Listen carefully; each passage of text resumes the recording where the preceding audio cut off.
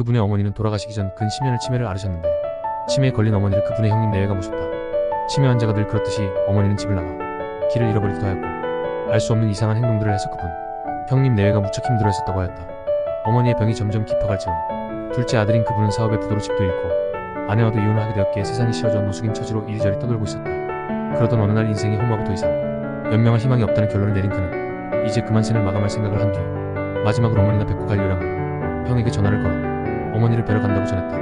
형은 어머니에게 그 말을 전했고 둘째 아들이 온다는 말에 치매에 걸린 어머니는 예전에 맑은 눈망울로 들뜨서 어쩔 줄 몰라 하셨다. 그날 저녁 시간이 되어도 둘째 아들이 도착하지 않자 형 내외는 할 수 없이 어머니의 식사를 먼저 차려드렸는데 어머니는 식사를 하는 척하면서 식구들 눈치를 보더니 밥상 위의 음식들을 몰래 주머니에 챙겨 넣고 있었습니다. 가족들이 그걸 보고 놀라서 말렸지만 어머니는 큰 소리로 악을 쓰며 맨손으로 뜨거운 찌개 속에 건더기들까지 주머니에 마구마구 넣더니만 혹 누구에게 빼앗기기라도 할까봐 바로 안방으로 들어가 문을 꽝 소리가 나도록 닫더니 다시는 나오지 않았다. 그런 일이 있은 후 늦은 밤이 되어서야 둘째 아들이 왔다. 어머니 저 왔습니다 하는 둘째 아들의 목소리를 듣고 어느 누가 불러도 나오지 않던 어머니는 본능적으로 방문을 팍 차고 나오시더니 형 내외가 상을 차리기도 전에 어머니는 주머니에서 함께 뒤섞인 음식들을 꺼내놓으며 말했다. 아가 배고프지? 식기 전에 어서 먹으렴. 둘째 아들이 어머니의 손을 보니 뜨거운데 데어 군데군데 물집이 돋아 있었는데 형 내외에게 좀 전에 이야기를 전해들은 둘째 아들은 명치를 못에 찔린 듯 가슴이 아파 아무 말도 못한 채 그저 어머니를 부여안고 하염없이 울었다 했다. 어머니는 다른 것은 다 몰라도 둘째 아들이 어려운 상황에 처해 있다는 것을 본능적으로 알고 있었는 걸로 보였다.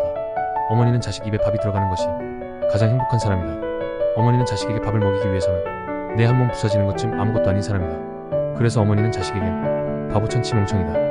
아무 희망 없이 살아왔던 지인은 어머니의 그 물집 잡힌 손을 항상 떠올리며 그가 생각했던 생의 포기를 접고 다시 사회로 나왔고 그는 죽을 고생으로 밑바닥부터 다시 시작 번듯한 중소기업을 창업해 다시 당당히 일어서게 되었다.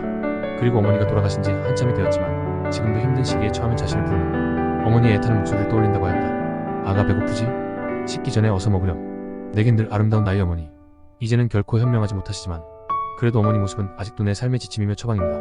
우리 삶을 항상 지켜봐 주시고 돌보아 주시는 부모님이 계셨기에 하루하루가 건강하고 행복한 시간의 릴레이입니다.